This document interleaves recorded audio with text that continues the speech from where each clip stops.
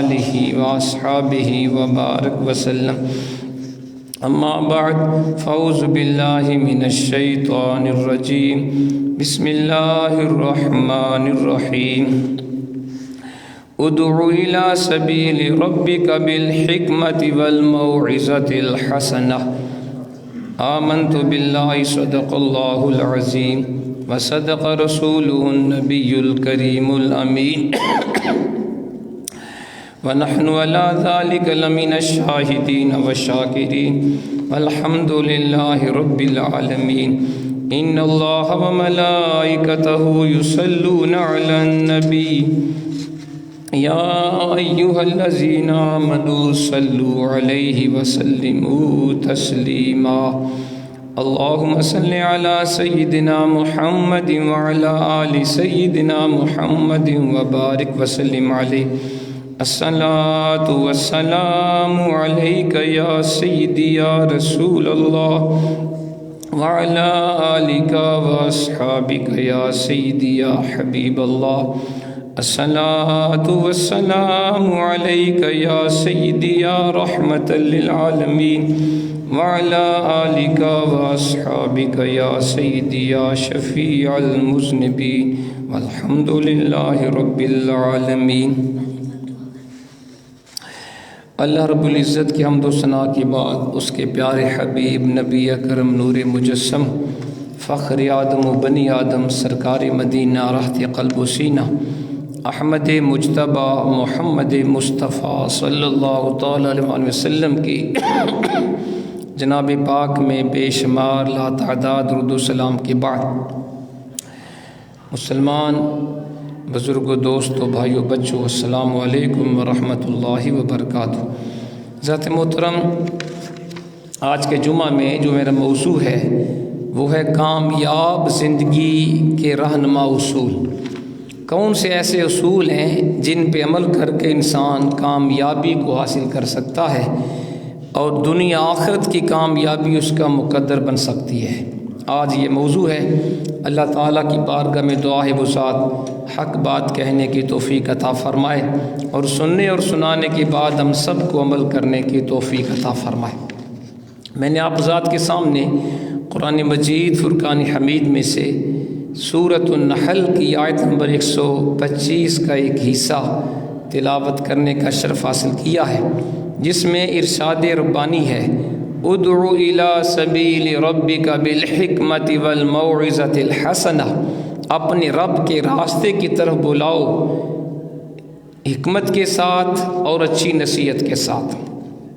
تو اللہ کریم نے یہ حکم دیا ہے کہ دین کی طرف بلاؤ، اپنے رب کے راستے کی طرف لوگوں کو دعوت دو۔ کیسے دو؟ حکمت کے ساتھ، دانائی کے ساتھ اور اچھی نصیحت کے ساتھ۔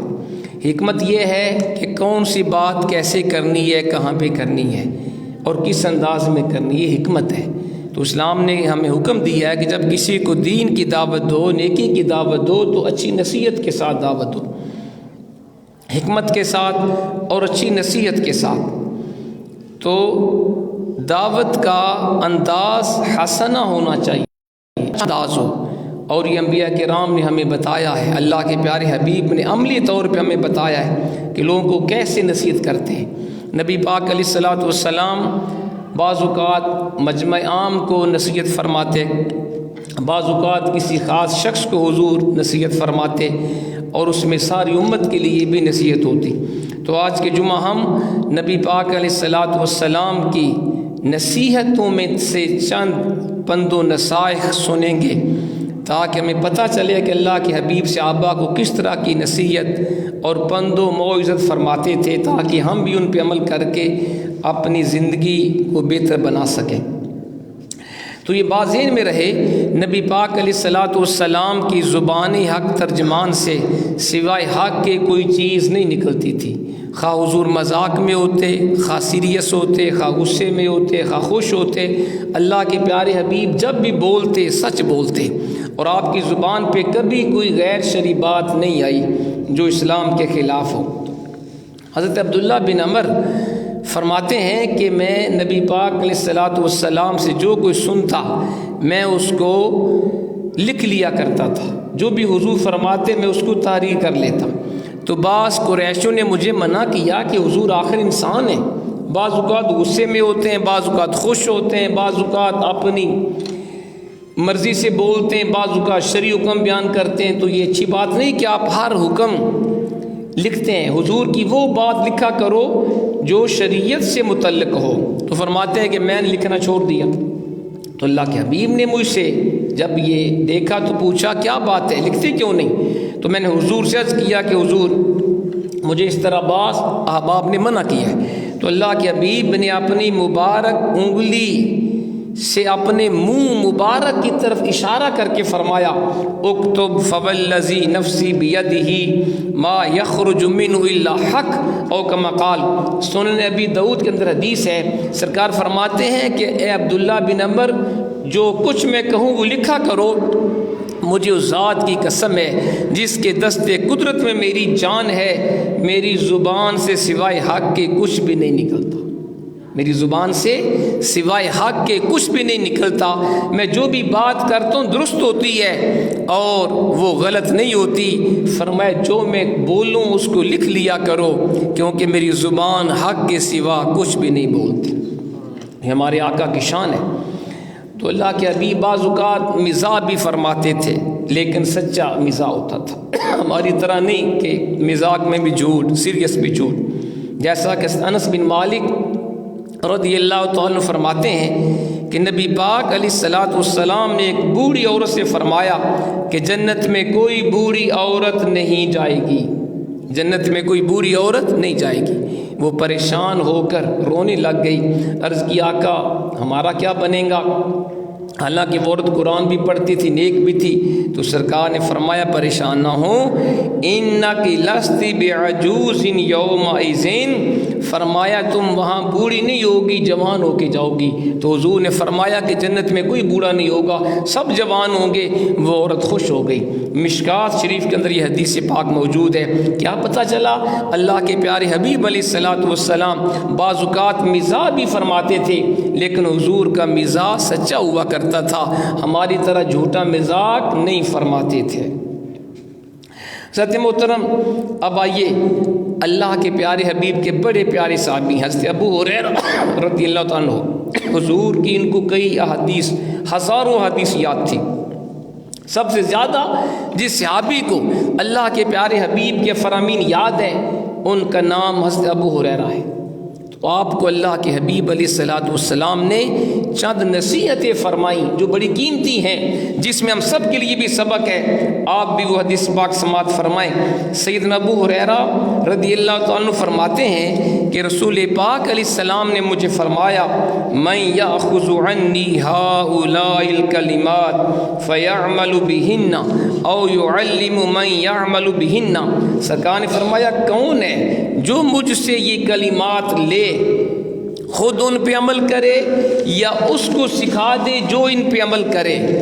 تو حضرت ابو ہریرہ رضی اللہ عنہ کہتے ہیں میں نے عرض کی یا رسول اللہ میں حاضر ہوں، آپ مجھے وہ پیارے کلمات سکھائیں، میں ان پہ عمل کروں گا، میں آگے لوگوں کو سکھاؤں گا۔ تو سرکار نے میرا ہاتھ پکڑ کے 5 باتیں مجھے بتائیں۔ کتنی باتیں؟ 5 باتیں۔ اب آپ بھی غور سے سماعت فرمائیں، وہ 5 نصیحتیں کون سی ہیں جو اللہ کے پیارے حبیب علیہ الصلوۃ والسلام نے حضرت ابو ہریرہ رضی اللہ تعالیٰ عنہ کو فرمائیں۔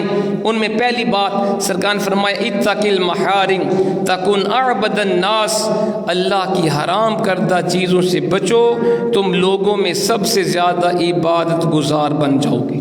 یہ پہلی حضور کی نصیحت ہے حضرت ابو ہریرہ رضی اللہ تعالیٰ عنہ کو۔ کون سی؟ اللہ کی حرام کردہ چیزوں سے بچو، تم سب سے زیادہ عبادت گزار بن جاؤ گے۔ دوسری نصیحت حضور کی کیا تھی؟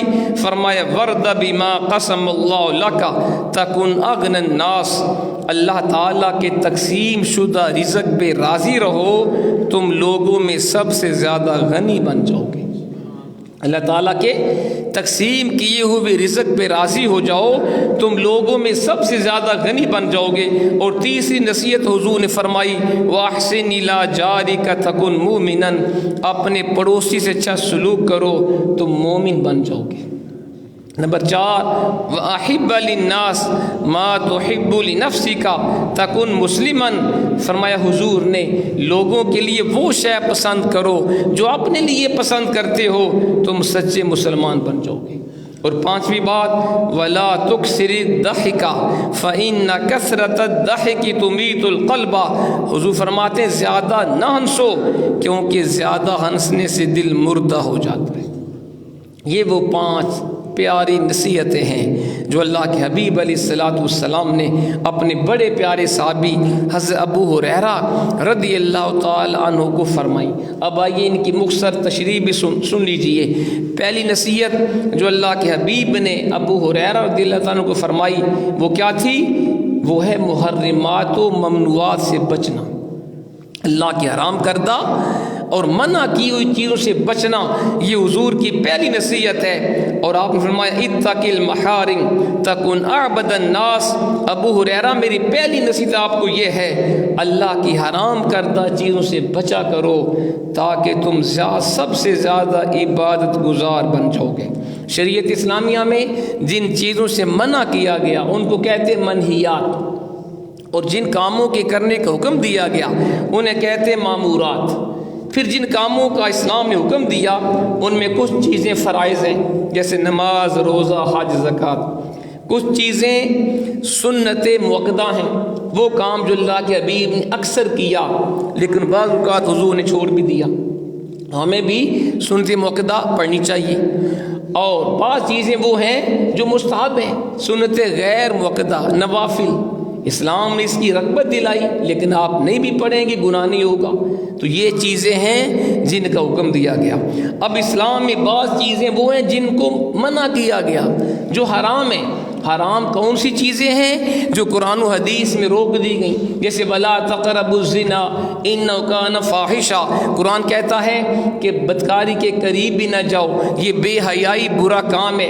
اسی طرح اسلام نے چوری سے منع کیا، اسلام نے قتل ناحق سے منع کیا، اسلام نے شراب پینے سے منع کیا، اسلام نے جوا کھیلنے سے منع کیا، اسلام نے سود کھانے سے منع کیا۔ تو یہ وہ چیزیں ہیں جو حرام ہیں جن سے اسلام نے ہمیں روکا ہوا ہے، اور کچھ چیزیں وہ ہیں جو حرام تو نہیں ہیں لیکن اسلام نے ان کو ناپسند کیا ہے، اس کو مکروہ کہتے ہیں۔ اب سوال یہ ہے، حضور نے فرمایا پہلی نصیحت آپ نے ابو ہریرہ کو یہ فرمائی کہ حرام کردہ چیزوں سے بچو، تم لوگوں میں سب سے زیادہ عبادت گزار بن جاؤ گے۔ اب سوال یہ ہے کہ حرام سے بچنے والا سب سے بڑا عبادت گزار کیسے بنتا ہے؟ تو علماء نے، شارحین حدیث نے اس کے چند جواب دیے۔ پہلا یہ ہے اللہ تعالیٰ نے جو ذمہ داری انسان کے اوپر لاگو کی ہے اسے پورا کرنا سب سے بڑی عبادت ہے۔ مثلا آپ اگر دکاندار ہیں تو آپ صحیح اپنا کاروبار کریں امانت داری سے، یہ سب سے بڑی عبادت ہے۔ آپ اگر استاد ہیں آپ اچھے طریقے سے پڑھائیں، یہ سب سے بڑی عبادت ہے کیونکہ پڑھانا آپ کی ذمہ داری ہے۔ آپ کسان ہیں تو آپ صحیح زمین کے اندر محنت کریں اور مناسب پیسے لیں تو آپ سب سے زیادہ عبادت گزار ہوں گے۔ تو جو بندہ اپنی ذمہ داری کو پورا نہیں کرتا، بے شک دوسرے وہ فرائض نوافل پڑھتا رہے، وہ اللہ کا محبوب نہیں بن سکتا۔ اللہ کا محبوب تب بنے گا جب اپنی ذمہ داری کو اچھے طریقے سے ادا کرے گا۔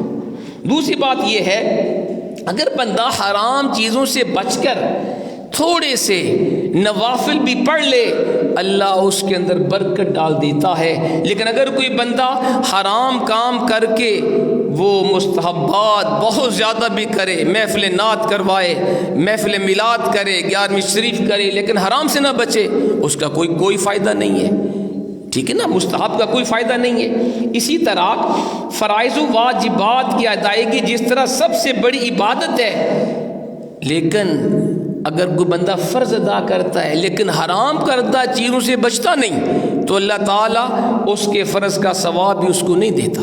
حدیث پاک سن لیں، حضرت ثوبان اس حدیث کے راوی ہیں، اللہ کے حبیب فرماتے ہیں میں اپنی امت کے ان افراد کو ضرور پہچان لوں گا جو قیامت کے دن تہامہ کے پہاڑوں جیسی سفید نیکیاں لے کے حاضر ہوں گے۔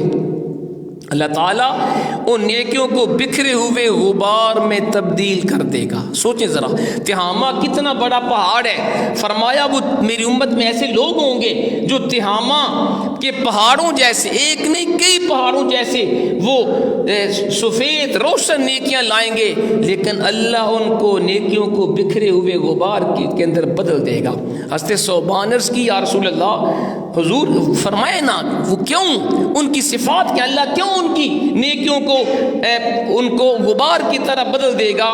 تو سرکار نے فرمایا وہ تمہارے بھائی ہیں، تمہاری جنس سے ہیں، رات کی عبادت کا حصہ حاصل کرتے ہیں جس طرح تم کرتے ہو، یعنی وہ رات کو اللہ کی عبادت بھی کرتے ہیں، لیکن وہ ایسے لوگ ہیں جب تنہائی میں ہوتے ہیں اللہ کی حرام کردہ گناہوں کا جب ان کو موقع ملتا ہے پھر وہ گناہ کر لیتے ہیں۔ ابن ماجہ کی حدیث ہے۔ کیا پتہ چلا؟ ایک بندہ نمازیں بھی پڑھے، حج بھی کرے، روزے بھی رکھے، زکوٰۃ بھی دے، لیکن حرام کردہ اشیاء سے وہ بچتا نہیں ہے۔ جب تنہا ہوتا ہے فلم دیکھتا ہے، ڈرامہ دیکھتا ہے، ناچ گانا دیکھتا ہے، گندی تصویریں دیکھتا ہے، شراب پیتا ہے، بدکاری کرتا ہے، اس کی وہ نیکیاں ضائع ہو جائیں گی۔ اس لیے حضور نے فرمایا تھا ابو ہریرہ رضی اللہ تعالی عنہ کو کہ میری پہلی نصیحت آپ کو یہ ہے، اتق المحارم تکن اعبد الناس۔ اے ابو ہریرہ، اللہ کی حرام کردہ چیزوں سے بچو گے، اللہ تمہیں سب سے زیادہ عبادت گزار بنا دے گا۔ تو پتہ چلا خالی فرائض پڑھنے سے نہیں بخشے جاؤ گے جب تک حرام سے بچو گے نہیں۔ ایک اور بات بھی سن لیں کہ حلال کی برکت ہوتی ہے اور حرام کے اندر نحوست ہوتی ہے۔ حلال تھوڑا بھی ہو نا، اللہ اس میں برکت ڈال دیتا ہے، وہ انسان کی ساری ضرورتیں پوری کر دیتا ہے حلال کا پیسہ، اور حرام بڑا بھی پیسہ ہو، بڑی مال و دولت ہو، اگر حرام کا برکت اللہ اٹھا لیتا ہے۔ سنیے گا حدیث پاک، یہ حدیث جس کو امام مسلم نے صحیح مسلم میں بیان کیا، اور اس کے علاوہ جامع ترمذی کے اندر بھی حدیث ہے۔ اللہ کے پیارے حبیب نے، حضور نے ایک بندے کا ذکر کیا، فرماتے ہیں حضور یطیل السفر، ایک بندہ ہے اس نے لمبا سفر طے کرتا ہے، اشعث اغبر، اس کا جسم بھی غبار آلود، کپڑوں کے اوپر بھی آثار سفر ہیں، یمد یدہ الی السماء، وہ اپنے ہاتھ آسمان کی طرف اٹھا کے دعا کرتا ہے، یا ربی یا ربی، اللہ مجھے بخش، میرے اوپر کرم فرما۔ سرکار فرماتے ہیں اس کی حالت یہ ہے، وَمَطْعَمُهُ حرام، اس کا کھانا بھی حرام کا ہے، وَمَشْرَبُهُ حرام، اس کا پینا بھی حرام کا ہے، وَمَلْبَسُهُ حرام، اس کا لباس بھی حرام کا ہے، وَغُذِّيَ بِالْحَرام، اس کے پیٹ میں جو خوراک ہے غذا ہے وہ بھی حرام کی ہے۔ جس کا لباس بھی حرام کمائی، جس کا پینا بھی حرام کمائی کا ہے، جس کے پیٹ میں خوراک بھی حرام کمائی کی ہے، فَأَنَّا يُسْتَجَابُ لِذَلِكَ، ایسا بندہ لاکھ مرتبہ بھی دعا کرے اس کی دعا کیسے قبول ہوگی؟ استغفر اللہ۔ آپ اندازہ فرمائیں نا، آج ایسے لوگ ہیں کم مانگتے ہیں، ایسے لوگ ہیں پانچوں وقت کے نمازی ہیں، تہجد گزار بھی ہیں، لیکن ظلم بھی کرتے ہیں، لوگوں کے ساتھ ناانصافی بھی کرتے ہیں، کرپشن بھی کرتے ہیں، بددیانتی بھی کرتے ہیں، دکاندار ہیں، نمازی تو ہے لیکن کاروبار کے اندر ملاوٹ کرتا ہے۔ وہ سن لے حضور کا ارشاد، خالی نماز روزے حج سے نہیں بخشے جاؤ گے جب تک حرام سے بچو گے نہیں۔ اس لیے حضور نے فرمایا تھا کہ اے ابو ہریرہ، حرام سے بچو، آپ سب سے زیادہ اللہ کے عبادت گزار بن جائیں گے۔ ہمارے پیارے آقا کی شان کیا ہے؟ ہمارے پیارے آقا علیہ الصلوۃ والسلام آپ مشتبہ چیزوں سے بھی بچتے تھے، جس میں شک ہے حضور اس سے بھی بچتے تھے۔ حضرت انس بن مالک رضی اللہ تعالیٰ عنہ روایت کرتے ہیں، ایک مرتبہ اللہ کے پیارے حبیب علیہ الصلوۃ والسلام ایک راستے سے گزر رہے تھے، ایک کھجور کا دانہ حضور نے دیکھا اور آپ نے فرمایا لولا انی اخاف ان تکون من الصدقہ لاکلتها۔ مشکات کے اندر یہ حدیث ہے، سرکار فرماتے ہیں اے انس بن مالک، اگر مجھے خوف نہ ہوتا کہ یہ کھجور کا دانہ صدقہ کا نہ ہو میں اس کو کھا لیتا۔ کیا مطلب؟ حضور کو بھوک بھی تھی، آپ کھانا چاہتے بھی تھے، لیکن کھجور کو نہیں کھایا، یہ خطرہ تھا، اندیشہ تھا کہیں یہ کھجور صدقے کی نہ ہو۔ تو حضور مشتبہ چیزوں سے بچتے تھے۔ ہم کہتے ہیں بس پیسہ ملنا چاہیے، سود کا ہے، رشوت کا ہے، بددیانتی کا ہے، کرپشن کا ہے، بس پیسہ ملے، کوٹھی بنے، بینک بیلنس ہو، گاڑی میں نے خریدنی ہے۔ ہم تو کبھی فرق ہی نہیں کرتے حلال و حرام میں۔ سنیے گا حضور نے کیسے اپنی اولاد کی تربیت کی ہے۔ حضور صلی اللہ علیہ وسلم سیدنا ابو ہریرہ اس حدیث کو بیان کرتے ہیں، امام حسن بن علی حضور کے نواسے، ابھی آپ کا بچپن تھا، صدقے کی کھجوریں حضور کے پاس پڑی تھیں، جناب حسن بچے تھے، پتہ نہیں تھا صدقے کی کھجور ہے، کھجور اٹھائی اپنے منہ میں ڈال لی، سرکار نے دیکھا، آپ نے فور انگلی سے وہ کھجور نکالی، فرمایا کک بیٹا ٹھہرو ٹھہرو، یہ کھجور نہیں کھانی، یہ صدقے کی ہے۔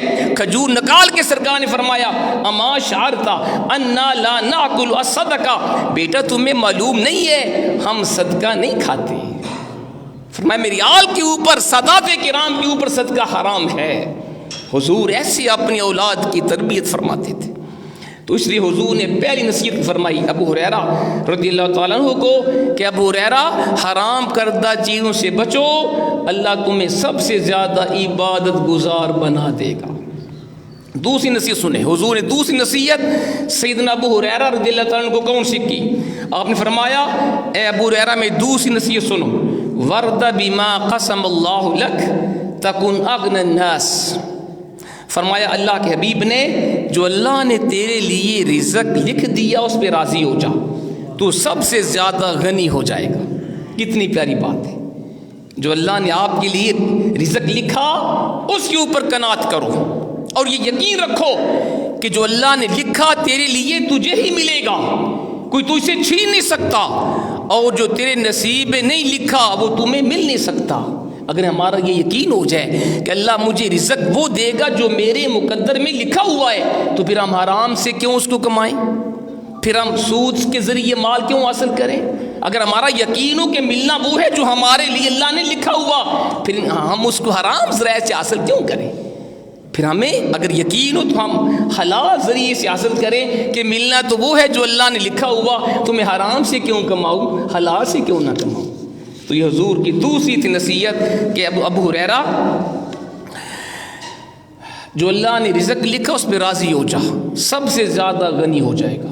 اور حضور نے انسان کی فطرت کو بیان کیا، سرکار نے فرمایا، حضرت عبداللہ بن عباس راوی ہیں، حضور فرماتے ہیں لو کان لابن آدم وادیان من مال لابتغى ثالثا ولا يملأ جوف ابن آدم الا التراب، صحیح بخاری کی حدیث ہے۔ سرکار نے فرمایا اگر ابن آدم کے پاس دو مال کی وادیاں بھی آ جائیں یا دو سونے کی وادیاں ہو جائیں وہ راضی نہیں ہوگا، کہے گا تیسری بھی ملے، تیسری بھی آئے۔ سرکار فرماتے ہیں ابن آدم کے پیٹ کو سوائے مٹی کے کوئی شے نہیں بھر سکتی، قبر کی مٹی انسان کے پیٹ کو بھرے گی، ورنہ بندہ یہ کہتے حال میں مزید اور ملنا چاہیے۔ انسان لالچی ہے، انسان زیادہ کی حرص کرتا ہے، پھر وہ حرام ذرائع سے زیادہ پیسہ کمانا چاہتا ہے جس سے گناہ گار ہو جاتا ہے۔ تو اللہ کے حبیب نے حضرت ابو ہریرہ کو دوسری نصیحت کی، اے ابو ہریرہ میں دوسری نصیحت آپ کو یہ ہے کہ جو اللہ نے رزق لکھا تیرے لیے اس پہ راضی رہنا، تو سب سے زیادہ غنی ہو جائے گا، سب سے زیادہ مالدار ہوگا۔ اللہ اکبر۔ جاتے محترم تیسری سنیں، ٹائم ہمارے پاس تھوڑا ہے ورنہ تو یہ اگر بندہ وضاحت کرے تو کافی وقت چاہیے۔ تیسری نصیحت بڑی پیاری، سرکار فرمایا ابو ہریرہ میں تیسری نصیحت آپ کو یہ ہے وَأَحْسِنْ إِلَىٰ جَارِكَ تَكُنْ مُؤْمِنًا، اپنے ہمسائے کے ساتھ اچھا سلوک کرنا تو سچا مومن ہو جائے گا۔ کیا جی؟ اپنے ہمسائے کے ساتھ اچھا سلوک کرو تم سچے مومن بن جاؤ گے۔ سیدہ عائشہ صدیقہ رضی اللہ تعالیٰ عنہ روایت کرتی ہیں کہ اللہ کے حبیب نے فرمایا ما زال یوصینی جبریل بالجار حتی ظننت انہ سیورثہ، صحیح بخاری کی حدیث ہے، سرکار نے فرمایا میرے پاس جبریل امین آئے اور مجھے ہمسائے کے حقوق کی اتنی تاکید کی، مجھے گمان ہونے لگا شاید اللہ ہمسائے کو وارث نہ بنا دے۔ اتنی تاکید ہے ہمسائے کے ساتھ اس نے سلوک کی۔ ساتھ محترم سن لیجیے، اللہ کے حبیب نے ایک دن خود فرمایا تھا صحابہ کو اتدری ما حق الجار، کیا تمہیں پڑوسیوں کے حقوق کا پتہ ہے؟ پھر سرکار نے خود ہی پڑوسیوں کے حقوق بتائے، غور سے سنیے گا۔ سرکار فرماتے ہیں پہلا حق پڑوسی کا یہ ہے اذا استعانک اعنتہ، جب تیرا ہمسایہ تو اس سے مدد مانگے اس کی مدد کر۔ اگر وہ مصیبت میں ہے، پریشان حال ہے، وہ مدد مانگے، مدد کر، یہ پہلا حق ہے پڑوسی کا۔ نمبر 2، اذا استقرضک اقرضتہ، اگر ہمسایہ تیرے سے قرض مانگے قرض دو، قرض مانگے قرض دو۔ اگر وہ ضرورت مند ہے اور اچھے اخلاق والا، آپ کو پتہ ہے میرا قرض مجھے واپس دے دے گا، اسے ضرور قرض دو۔ اور تیسرا حق کیا ہے؟ سرکار فرماتے ہیں اذا افتقرت علیہ، تیسرا حق یہ ہے جب تیرا ہمسایہ غریب ہو جائے، کنگال ہو جائے، مدد مانگے تو قرض کے بغیر بھی فی سبیل اللہ اس کی مدد کر دیا کرو۔ اگر وہ غریب ہے، ضرورت مند ہے، اللہ نے آپ کو دیا ہے تو قرض کے اوپر نہیں، اللہ کی رضا کے لیے اس کو دے دیا کرو۔ اور چوتھا حق یہ ہے وَإِذَا مَرِضَ عُدْتَهُ، جب تیرا ہمسایہ بیمار ہو، بیمار پرسی کو جایا کرو، اور خالی ہاتھ نہیں، کوئی فروٹ لے کے جاؤ جو وہ پسند کرتا ہے، یا اس کو کچھ پیسے دے آؤ تاکہ وہ اپنا علاج معالجہ کرا سکے۔ پانچواں حق کیا ہے؟ سرکار نے فرمایا وَإِذَا أَصَابَهُ وَإِذَا أَصَابَ خَيْرٌ هَنَّأْتَهُ، پانچواں حق یہ ہے جب تیرے ہمسائے کو خوشی ہو اس کو مبارکباد دیا کر۔ ہمسائے نے بیٹے بیٹی کی شادی کی، مبارکباد دو۔ اس کو اللہ نے جاب دے دی، مبارکباد دو۔ اللہ نے اس کو اچھا رزق دیا، خوشی دی، بیٹا پیدا ہوا، مبارکباد دو۔ یہ ہمسائے کا حق ہے۔ جل نہ جاؤ کہ اس کو جاب کیوں ملی، مجھے کیوں نہیں ملی، اس کو بیٹا کیوں ملا، مجھے کیوں نہیں ملا۔ نہیں، اللہ چاہے گا تمہیں بھی دے دے گا۔ چھٹا حق کیا ہے؟ سرکار نے فرمایا وَإِذَا أَصَابَتْهُ مُصِيبَةٌ عَزَّيْتَهُ، ہمسائے کا چھٹا حق یہ ہے اگر تیرے ہمسائے کو کوئی مصیبت پہنچے اس کو جا کے تسلی دے، تعزیت کر۔ کوئی عزیز فوت ہوا، پریشانی آئی، بیماری آئی، ایکسیڈنٹ ہوا، نقصان ہوا، چوری ہو گئی، خوش نہ ہو، اس کو جا کے تسلی دے، اللہ تمہیں نعم البدل عطا فرمائے۔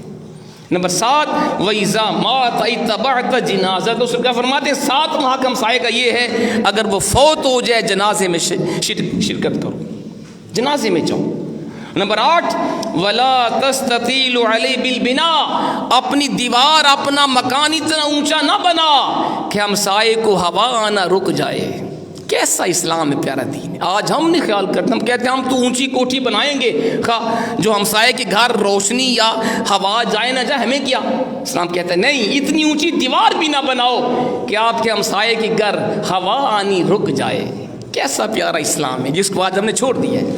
نمبر 9، اس کا فرماتے ہیں نامہ حق ہمسائے کا یہ ہے وَلَا تُؤْذِيهِ بِقِطَارِ قِدْرِكَ، اپنی ہنڈیا کی خوشبو کے ذریعے اس کو تکلیف نہ دے۔ کیا مطلب؟ اگر تم نے اچھا کھانا پکایا ہے یا تم سائے کے گھر بھی بھیجو یا خوشبو بھی اس کے گھر نہ جائے، تاکہ اگر وہ غریب ہے تو اس کے بچے یہ نہ کہ ابو جی ہمارے ساتھ والے گھر میں چکن بریانی قورمے کی خوشبو ہمیں آئی ہے، آپ بھی بنا کے دے، کہاں سے وہ بنائے گا؟ یا اسے گھر بھیجو یا خوشبو بھی اس کے گھر نہ جانے دو۔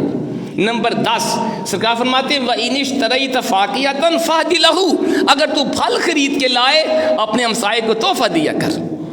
ممکن ہے وہ غریب ہو، پھل کی طاقت نہ ہو، تو یا پھل چھپا کے لا تاکہ اس غریب ہمسائے کے بچے نہ کہ ابو جی ہمیں بھی پھل لا کے دو، شاید وہ غریب ہو نہ لا کے دے سکتا ہو، یا اس کے گھر تحفہ بھیجو۔ یہ پیارا اسلام ہے۔ یہ حضور نے فرمایا یہ 10 حقوق ہیں ہمسائے کے جس کو آج ہم چھوڑے ہوئے۔ چوتھی نصیحت حضور نے حضرت ابو ہریرہ کو کون سی کی؟ سنیے گا۔ سرکار فرماتے ہیں وَأَحِبَّ لِلنَّاسِ مَا تُحِبُّ لِنَفْسِكَ تَكُنْ مُسْلِمًا، اے ابو ہریرہ لوگوں کے لیے وہ پسند کرو جو اپنے لیے پسند کرتے ہو، تم سچے مسلمان بن جاؤ گے۔ کیسا اسلام ہے؟ کوئی مسلمان اپنے لیے نقصان پسند کرتا ہے؟ بولے نہیں کرتا۔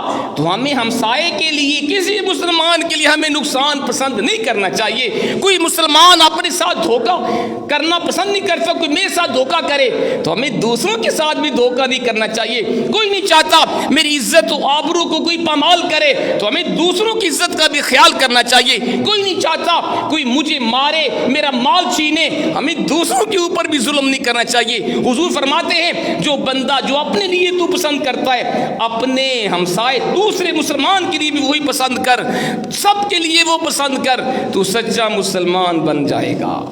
یہ اسلام ہے۔ نمبر 5، 5ویں نصیحت سرکار نے کون سی فرمائی؟ ابو ہریرہ میری 5ویں نصیحت آپ کو یہ ہے، وَلَا تُكْثِرِ الضَّحِكَ فَإِنَّ كَثْرَةَ الضَّحِكِ تُمِيتُ الْقَلْبَ، زیادہ نہ ہنسا کرو کیونکہ زیادہ ہنسنا دل کو مردہ کر دیتا ہے۔ آج ہم ٹھٹھے مار مار کے اونچی اونچی آواز میں کہہ کے لگا کے ہنستے ہیں، زیادہ ہنسنا سے دل مردہ ہوتا ہے۔ اللہ کے پیارے حبیب کی سیرت کیا ہے؟ سیدہ عائشہ صدیقہ فرماتی ہیں، میں نے حضور کو کبھی کہہ کر لگا کے ہنستے نہیں دیکھا، میں نے کبھی اللہ کے حبیب کو اتنی زور سے ہنستے نہیں دیکھا کہ آپ کا تالو مبارک ظاہر ہوا ہو۔ آج ہم دیکھیں فضول گپیں لگا کے، قصے کہانیاں جھوٹی باتیں کر کے، لوگوں کی غیبت کر کے، دوسروں کے خلاف بول بول کر ہم اونچی اونچی آواز میں کہہ کر مار کے ہنستے ہیں۔ اسلام نے اسے منع کیا ہے۔ زیادہ ہنسنے سے دل مردہ ہوتا ہے اور لوگوں کے دل میں انسان کا وقار ختم ہو جاتا ہے۔ حضرت محترم، یہ وہ 5 نصیحتیں تھیں جو اللہ کے حبیب نے سیدنا ابو ہریرہ کو کی۔ مجھے افسوس یہ ہے کہ آپ دیر سے آتے ہیں، کاش آپ جلدی آیا کریں تو یہ آپ پوری گفتگو سن لیا کریں، آپ کے لیے تقریر ہوتی ہے، لیکن افسوس ہے کہ ہمیں دین کا خیال نہیں ہے۔ میں جلدی سے صرف آپ کو ان کے نام دوبارہ بتا دیتا ہوں، جو لوگ بعد میں وہ بھی سن لیں کہ حضور نے کون سی 5 نصیحتیں ابو ہریرہ رضی اللہ تعالیٰ عنہ کو فرمائی تھی۔ پہلی نصیحت حضور نے یہ فرمائی تھی، اے ابو ہریرہ، محارم سے بچو، حرام کردہ چیزوں سے بچو، تم سب سے زیادہ عبادت گزار بن جاؤ گے۔ نمبر 2 فرمایا، ابو ہریرہ، جو رب نے تیرے لیے رزق تقسیم کیا، جو رب نے تمہیں رزق دیا، اس کے اوپر راضی ہو جاؤ، زیادہ کی ہوس نہ کرنا، تم سب سے زیادہ غنی ہو جاؤ گے، سب سے زیادہ مالدار ہو جاؤ گے۔ تیسری بات، اپنے ہمسائے کے ساتھ اچھا سلوک کرنا، ہمسائے کے اوپر ظلم نہ کرنا، تم سچے مومن ہو جاؤ گے۔ چوتھی نصیحت، لوگوں کے لیے وہ پسند کرنا جو اپنے لیے پسند کرتے ہو، تم سچے مسلمان ہو جاؤ گے۔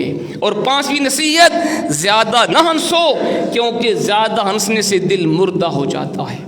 دعا فرمائیں اللہ تعالی ہمیں اپنے کریم آقا کی اس پیاری نصیحتوں کے اوپر عمل پیرا ہونے کی توفیق عطا فرمائے۔ وما علینا الا البلاغ۔